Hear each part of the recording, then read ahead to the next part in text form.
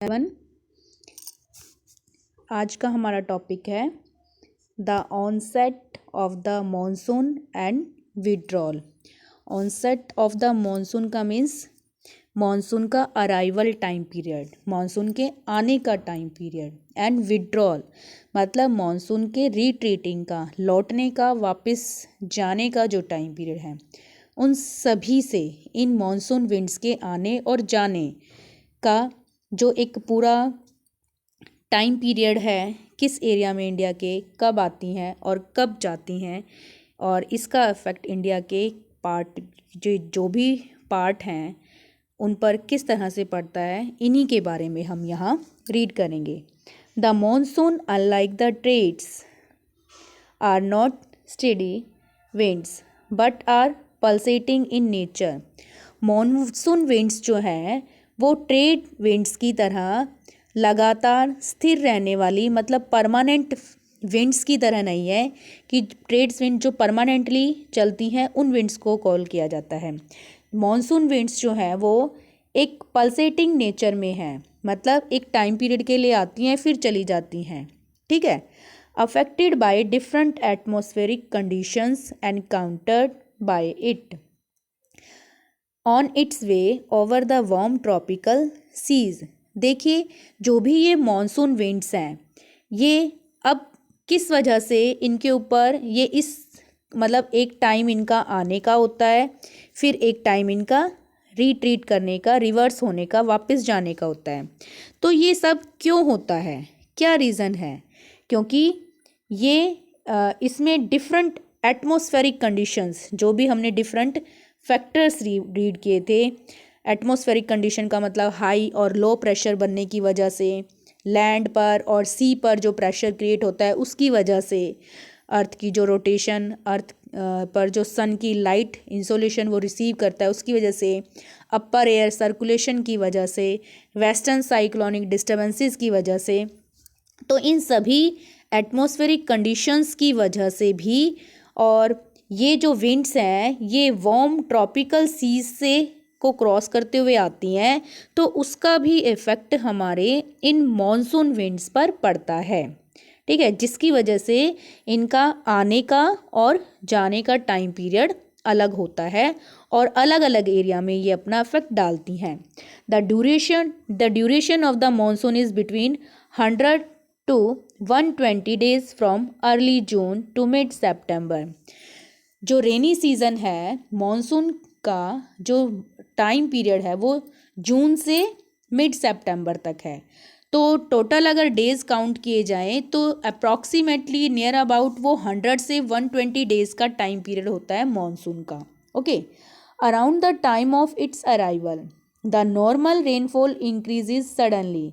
देखिए, जब वो रेनफॉल आती है, आने के बाद, ठीक है, आती है जब वो नॉर्मली आई, लेकिन कई बार क्या होता है, रेनफॉल नॉर्मली हो रहा था 2-3 दिन तक, लेकिन कई बार एकदम से अचानक से सडनली एकदम से रेनफॉल इंक्रीज हो जाती है and continues constantly for several days, और लगातार कई दिनों तक बहुत तेज हैवी रेनफॉल होता है और तेज रेनफॉल होता है, ठीक है। This is known as the burst of the monsoon. इसे क्या कॉल किया जाता है, इस सिचुएशन को, जिस सिचुएशन में मॉनसून नॉर्मल से सडनली एकदम से इंक्रीज हो जाता है और कई दिनों तक लगातार कंटिन्यूटी में चलता है, तो इस सारी प्रोसेस को burst of the monsoon call किया जाता है, ओके। क्या कॉल किया जाता है, एकदम से अचानक से जब मॉनसून रेनफॉल बढ़ जाता है तो उसे burst of the monsoon call किया जाता है। And can be distinguish from the pre monsoon shower. अब हम इसे प्री मॉनसून शावर से अलग डिफरेंट रख सकते हैं। प्री मॉनसून शावर क्या होता है? The monsoon arrived at the southern tip of the Indian peninsula generally by the first week of June. Pre monsoon shower क्या है? मॉनसून के आने का वो टाइम पीरियड जब मॉनसून अपने इंडिया पेनिनसुलर के सदर्न टिप पर होता है, ठीक है। और सदर्न टिप पर कब होता है? फर्स्ट वीक, जून के फर्स्ट वीक में।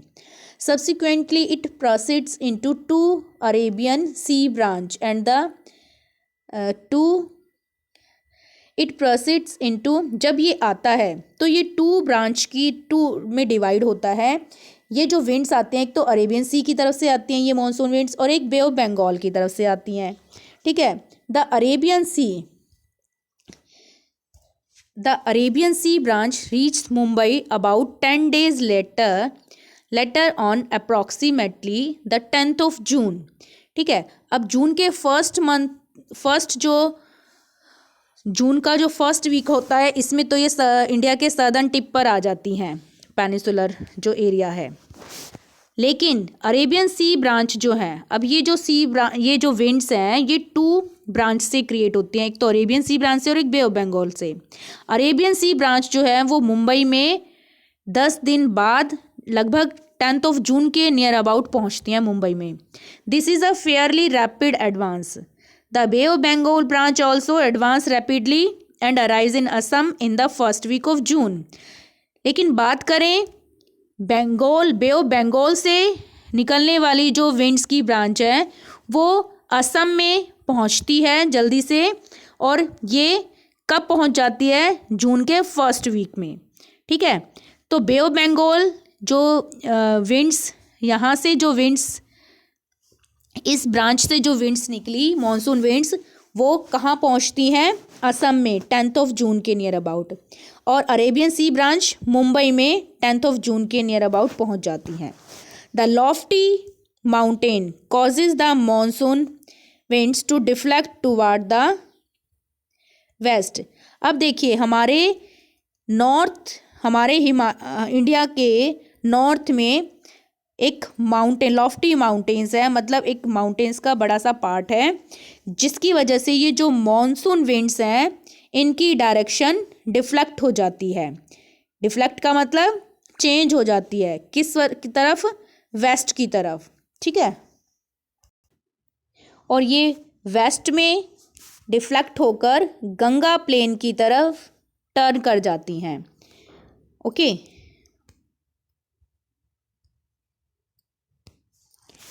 बाय मिड जून के मिड तक the Arabian C branch of the monsoon arrives over Saurashtra Kutch, मतलब लगभग 15 जून के आसपास जो अरेबियन सी ब्रांच मॉनसून विंड्स हैं ये सौराष्ट्र कच्छ, गुजरात में जो कच्छ पार्ट है वहाँ तक पहुँच जाती हैं, जो कि इंडिया के सेंट्रल पार्ट में वेस्ट की तरफ पड़ता है।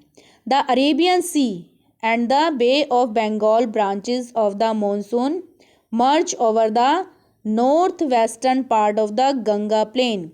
देखिए, एक तो ये हमारे इंडिया का सदर्न पार्ट, यहाँ से अरेबियन सी ब्रांच उठी और यहाँ से बंगाल ब्रांच। ठीक है, समझ में आया? तो ये अरेबियन सी ब्रांच और ये बे ऑफ बंगाल ब्रांच, ये दोनों ही कहाँ मर्ज हो जाती हैं? ये मॉनसून विंड्स जो हैं कहाँ मर्ज हो जाती हैं? नॉर्थ वेस्टर्न, इंडिया का जो ये नॉर्थ वेस्टर्न वाला पार्ट है गंगा प्लेन का, ठीक है, वहाँ मर्ज हो जाती हैं। और ये एरिया कौन कौन सा पड़ता है? दिल्ली, यूपी, इधर की तरफ का। ठीक है, तो गंगा प्लेन का जो एरिया है यहाँ मर्ज हो जाती हैं और यहाँ रेनफॉल लेकर आती हैं। इसमें Delhi generally receive the monsoon shower from the bay of Bengal. Delhi जो मॉनसून शावर रिसीव करता है वो किन ब्रांच की वजह से? बे ऑफ बंगाल ब्रांच की वजह से। और ये कब तक करता है? जून के एंड तक, 29th of June तक। By the first week of July के फर्स्ट वीक में वेस्टर्न यूपी, पंजाब, हरियाणा और ईस्टर्न राजस्थान, ये सभी इन मॉनसून विंड्स से रेनफॉल रिसीव करते हैं। बाय मिड जुलाई 15 जुलाई के आसपास the monsoon reach Himachal Pradesh and the rest of the country. 15 जुलाई के आसपास ये मॉनसून विंड्स हिमाचल प्रदेश और बाकी कंट्री, इंडिया कंट्री का जो पार्ट है बचा उसके आसपास का, वहाँ पर रेनफॉल लाता है। अब आती है विड्रॉल की, मतलब उसके रिट्रीट करने की, वापस लौटने की बारी। विड्रॉल और the retreat of the monsoon is a more gradual process. Monsoon winds के लौटने का जो प्रोसेस है वो भी एक धीरे धीरे होता है, यानी एकदम से जैसे धीरे धीरे वो आई और अलग अलग टाइम पर पहुंची, इंडिया के पार्ट्स को रेनफॉल दिया, ठीक है। इसी तरह से वो लौटने का जो उसका प्रोसेस है वो भी धीरे धीरे होता है। The withdrawal of the monsoon begins in north western states of India. कहाँ से शुरुआत होती है मॉनसून के विड्रॉल की, मॉनसून के जाने की? इंडिया का जो नॉर्थ वेस्टर्न पार्ट है, ठीक है, states of India, by early September. सितंबर के फर्स्ट वीक में नॉर्थ वेस्टर्न स्टेट से ये मॉनसून विंड लौटने लगती हैं। बाय मिड अक्टूबर, 15 अक्टूबर के आसपास, it withdraws completely from the northern half. India का जो नॉर्दर्न हाफ है, ठीक है, वहाँ से ये पूरी तरह से 15 अक्टूबर के आसपास पूरी तरह से वापस चली जाती हैं। The withdrawal from the southern half of the peninsula is Fairlie rapid. जो सदर्न हाफ बचता है इंडिया का, इस पेनिनसुलर इंडिया का पार्ट, वहाँ से वो बड़ी जल्दी से विड्रॉ कर जाती हैं बाय अर्ली दिसंबर। और दिसंबर का जो फर्स्ट वीक होता है, the monsoon has withdrawn from the rest of the country. जो बचा कुचा पार्ट होता है इंडिया का, वहाँ से भी फर्स्ट वीक तक, दिसंबर के स्टार्ट होने का जो फर्स्ट वीक है उससे पहले, उसके आसपास पूरी तरह से इंडिया से वापस चला जाता है मॉनसून, ठीक है। मॉनसून चला जाने का मतलब मॉनसून विंड्स पूरी तरह से चली जाती हैं। The island receive the very first monsoon shower. अब जो आइलैंड है, ठीक है, वो सबसे पहले इन मॉनसून शावर को रिसीव करते हैं। Progressively from south to north, ठीक है, from the last week of April to the first week of May. मतलब अप्रैल के लास्ट और मई के फर्स्ट वीक के आसपास ये आइलैंड जो है इंडिया के आसपास, ठीक है, वो सबसे पहले मॉनसून को रिसीव करते हैं। The withdrawal take place progressively from north to south. इसी तरह से आने का जब टाइम है तो लौटने का भी टाइम है, तो जो ये विड्रॉल होता है ये भी नॉर्थ से साउथ की तरफ फर्स्ट वीक ऑफ दिसंबर के फर्स्ट वीक और जनवरी के फर्स्ट वीक तक पूरा कंप्लीट हो जाता है। By this time the rest of the country is already under the influence of the winter monsoon. और इस टाइम पीरियड पर जो इंडिया का बचा हुआ पार्ट है वो विंटर मानसून के इन्फ्लुएंस में होता है। और विंटर मानसून में क्या होता है, वेस्टर्न की तरफ से, वेस्टर्न साइक्लोनिक डिस्टर्बेंसेस की वजह से वहाँ पर नॉर्दर्न जो पार्ट है वहाँ पर रेनफॉल होता है, जो कि एग्रीकल्चर के लिए बेस्ट है। ओके, अब उसके बाद नेक्स्ट आता है द सीज़न। इन मॉनसून विंड्स के बेसिस पर ही सीज़न डिवाइड है। The monsoon type of climate is characterized by a distinct seasonal pattern. जो मॉनसून टाइप क्लाइमेट होता है उसमें जो ये विंड्स होती हैं डिफरेंट सीजन पैटर्न में डिवाइड कर देती हैं सीज़न को। The weather condition greatly change from one season to other. अब जो ये वेदर में चेंजेस आता है ये एक सीज़न से दूसरे सीज़न में डिफरेंट होता है। These changes are particularly noticeable in the interior parts of the country. ये जो भी चेंजेस आता है इसे हम इंडिया के अंदर देख सकते हैं। The coastal area do not experience much variation in temperature, though there is variation in rainfall pattern. देखिए जो कोस्टल एरिया है वहाँ पर हम टेम्परेचर के अंदर ज़्यादा वेरिएशन नहीं देखते, ठीक है। Though there is variation in rainfall. हालांकि यहाँ रेनफॉल पैटर्न में वेरिएशन मिल जाता है, लेकिन कोस्टल एरिया में जो टेम्परेचर वेरिएशन है वो बहुत कम मिलता है। How many season are experience in your place? 4 main season can be identify in India. The cold weather, India में जो मेन 4 सीजन पाए जाते हैं वेदर कंडीशन के अकॉर्डिंग वो है the cold weather season, the hot weather season, the advancing monsoon and the retreating monsoon with some regional variation. Okay, अब देखिए यहाँ पर कोस्टल एरिया की बात हो रही थी, तो जो कोस्टल एरिया है यहाँ पर क्यों नहीं ज़्यादा वेरिएशन नहीं मिलता टेम्परेचर में देखने को? क्योंकि जो कोस्टल एरिया है वो किसके नियर होते हैं? सी के। और जो वाटर होता है वो जितनी जल्दी लैंड गर्म और ठंडी हो जाती है उतनी जल्दी वाटर गर्म और ठंडा नहीं हो पाता।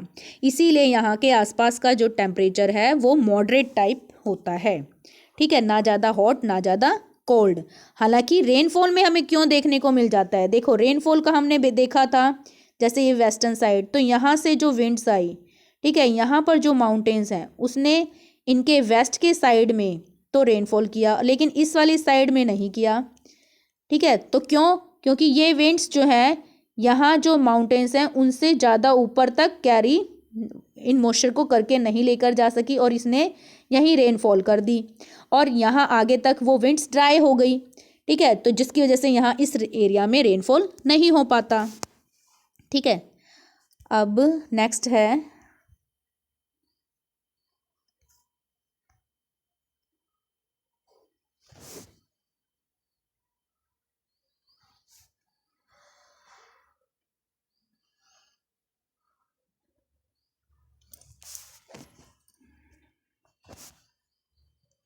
नेक्स्ट आता है बेटा cold weather season, winter. Okay, winter season के बारे में 4 में आप डिवाइड किया तो फर्स्ट आया उसमें cold weather season means winter. The cold weather season begins from mid November. ये कब से स्टार्ट होता है? नॉर्दर्न इंडिया में मिड नवंबर से एंड स्टे स्टिल फेब्रवरी। और कब तक रहता है विंटर का टाइम पीरियड? नवंबर से फेब्रवरी तक का। और जो दिसंबर जनवरी हैं वो सबसे कोल्डेस्ट मंथ होते हैं नॉर्दर्न पार्ट में, ठीक है, इंडिया के। The temperature decrease from south to north, ठीक है। अब टेम्परेचर जो है जब साउथ से नॉर्थ की तरफ मूव करते हैं तो टेम्परेचर भी क्या हो जाता है? डिक्रीज हो जाता है। डिक्रीज का मीन्स कम हो जाना, कम हो जाता है। The average temperature of Chennai on the eastern coast. अगर हम चेन्नई के एवरेज टेम्परेचर की ईस्टर्न कोस्ट पर बात करें तो वो 24 डिग्री से 25 डिग्री सेल्सियस तक रहता है। लेकिन बात करें नॉर्दर्न प्लेन की, इट रेंजेस बिटवीन, ये कितना पहुंच जाता है? 10 डिग्री से 15 डिग्री सेल्सियस। विंटर की बात कर रहे हैं हम, ठीक है। Days are warm and nights are cold. Winter में डे कैसे होते हैं? वार्म होते हैं और नाइट कोल्ड होती हैं। Frost is common in the north. North में फ्रोस्ट मतलब जैसे बर्फ सी गिरती ना, तो frost is common in the north and the higher slopes of the Himalaya experiences snowfall. और मतलब कोहरा, जो फ्रोस्ट जैसे कोहरा सा जम जाता है तो नॉर्थ पार्ट में कोहरा मतलब ज़्यादातर हमें देखने को मिलता है। और जैसे जैसे हिमालय की तरफ स्लोप्स जहाँ हाई होते हैं वहाँ हमें स्नोफॉल भी देखने को मिल जाता है विंटर के टाइम पीरियड पर। During this season the north east trade winds prevail over the country. Winter के सीजन में यहाँ पर कौन सी विंड्स फ्लो करती हैं? नॉर्थ ईस्ट ट्रेड विंड्स, ठीक है, जिन्हें ईस्टर्ली विंड्स भी कॉल कर सकते हैं। ये विंड्स यहाँ पर फ्लो करती हैं। दे ब्लो फ्रॉम लैंड टू सी। ये जो विंड्स हैं ये कहाँ से रन करती हैं? लैंड से सी की तरफ, ठीक है। ये यहाँ से ऐसे लैंड वाले पार्ट से स्टार्ट होकर सी की तरफ मूव कर रही हैं, ओके। इट इज़, इसीलिए ये लैंड से सी की तरफ मूव करती हैं। Hence for most part of the country it is dry. जिसकी वजह से अब अगर ये सीस की तरफ से मूव करेंगी लैंड की तरफ तो ये मॉइस्चर लेकर जाएंगी, लेकिन ये लैंड वाले पार्ट से हैं, लैंड तो जल्दी से हॉट हो जाती है और जिसकी वजह से वो विंड्स ड्राई होती हैं, तो इसीलिए वहाँ पर ड्राई सीजन होता है। Some amount of rainfall occur on the Tamil Nadu coast.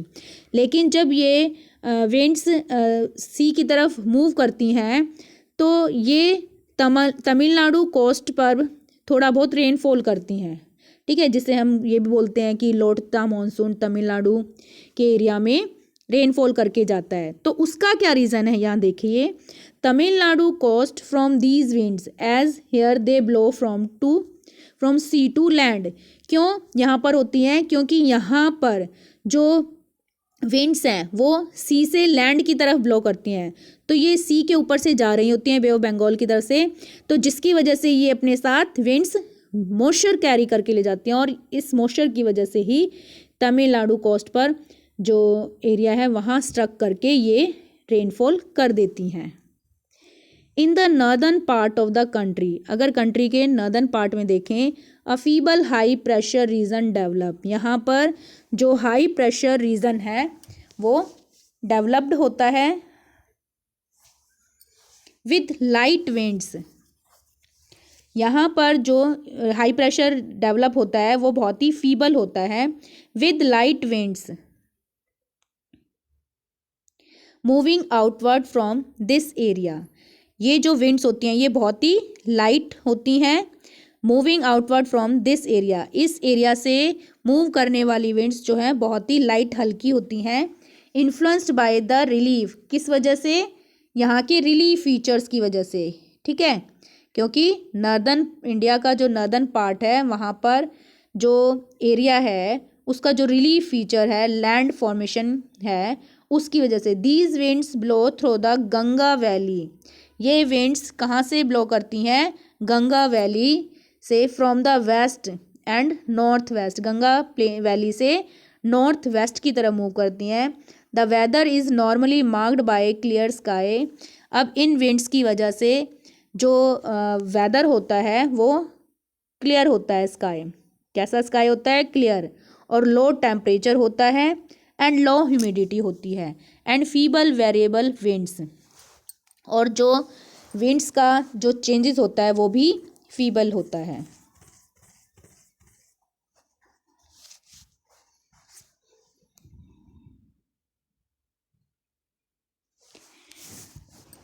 A characteristic feature of the cold weather season over the northern plains is the inflow of cyclonic disturbances from the west and the northwest।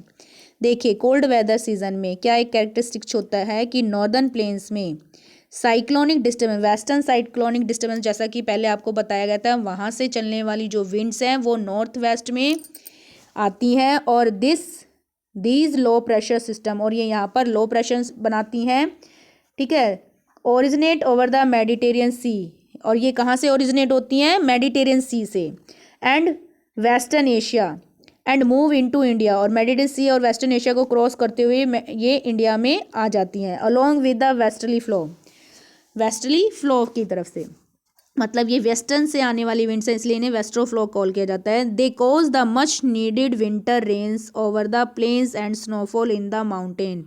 In westerly flow winds की वजह से क्या होता है, India के northern part में winter में India का जो प्लेन एरिया है या इंडिया का जो नॉर्थ पार्ट है यहाँ पर रेनफॉल होता है और स्नोफॉल होता है।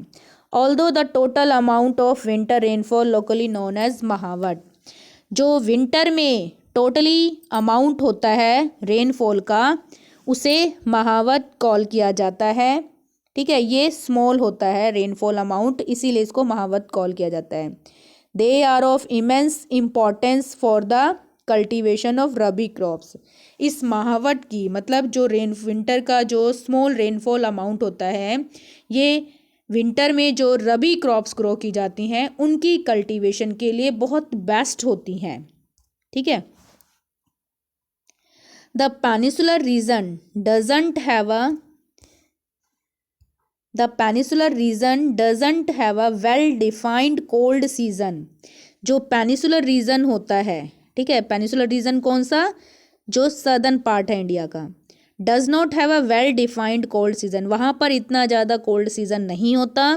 There is hardly any noticeable seasonal change in temperature pattern during winters due to the moderating influence of the sea, यहाँ पर टेम्परेचर भी इतना ज़्यादा वेरिएशन वाला, इतना ज़्यादा हाई और लो नहीं हो पाता विंटर्स में, क्यों, किस वजह से, क्योंकि जो सी है, सी के इन्फ्लुएंस की वजह से, क्योंकि सी का जो वाटर है वो बहुत ज़्यादा जल्दी गर्म और बहुत ज़्यादा जल्दी ठंडा नहीं होता, वो ठंडा और गर्म होने में टाइम लेता है, जिसकी वजह से यहाँ का क्लाइमेट मॉडरेट टाइप रहता है, और इस मॉडरेट टाइप क्लाइमेट का वेदर का इफेक्ट यहाँ के टेम्परेचर पर भी पड़ता है। इसीलिए इंडिया का जो पेनिसुलर पार्ट है, साउथ पार्ट है इंडिया का, यहाँ पर इतना ज़्यादा वेरिएशन देखने को कोल्ड टाइम पीरियड देखने को नहीं मिलता। ठीक है, नेक्स्ट वीडियो में नेक्स्ट लेक्चर में हम रीड करेंगे हॉट वेदर सीजन।